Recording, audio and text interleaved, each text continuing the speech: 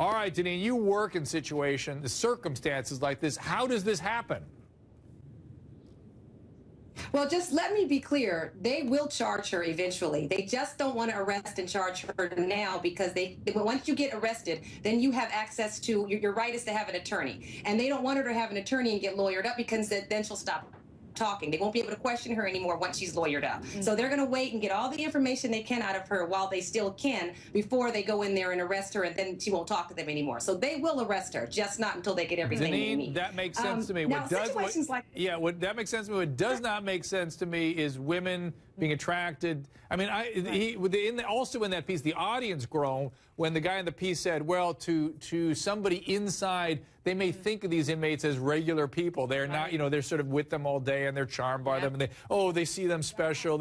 What is it? They're all denying that they had anything to do with whatever they're in there for. Wrongly convicted. This happens so much. It really does. I have worked in a situation. There are situations where people, even in juvenile hall where I worked, where people end up having relationships with the juvenile inmates. It is a really, really sickening reality. With the nursing staff, the educational staff, this happens more than people recognize because people don't have those barriers that they need to have when dealing with inmates, and they let them into their personal lives. The inmates are predators, and they work that. And so Judy, we have people in helping professions like nurses, people like that. This was the one was a seamstress. They don't understand about, they figure that they're invested in helping, and these guys target it, see it, take advantage of that codependency, know exactly how to manipulate it. That's what they're expert in. That's what they've made their entire living on, and why they're probably in jail. How they survive. Absolutely. And you know what? They actually learn a lot about the human condition and what people really need.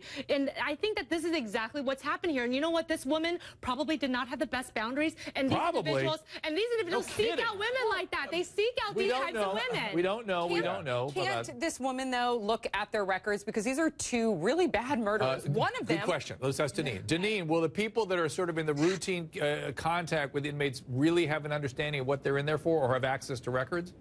They have access to records, but that it's a different person when they're in custody. That person is very charming. That person is not on the outside. They don't have the same type of resources. When I go interview people who are dating someone who's in custody, when I say, what's your relationship with them? They immediately say, oh, that's my fiance. Now, how did it become your fiance all of a sudden? Because they start sweet talking and they change the entire conversation once they're in custody. They are a different person, and they're very... Can we talk about their records, though? Can we talk about the fact that I know of it? One of the inmates, he killed, he killed, tortured, dismembered his colleague, held him captive for 27 hours to try and get more money out of him, and then the other one killed a sheriff, a deputy. So if I were to see that, I don't care if I'm having like conversation with them, and I were to see that in their record, that would be enough for me to not have a relationship. Here's the deal. I'm fascinated by you ladies because you ladies are the ones that I don't see a lot of men hanging out outside the women's prisons if they're killers. I see a lot of women hanging out at the male prison when people like Charles Manson are inside.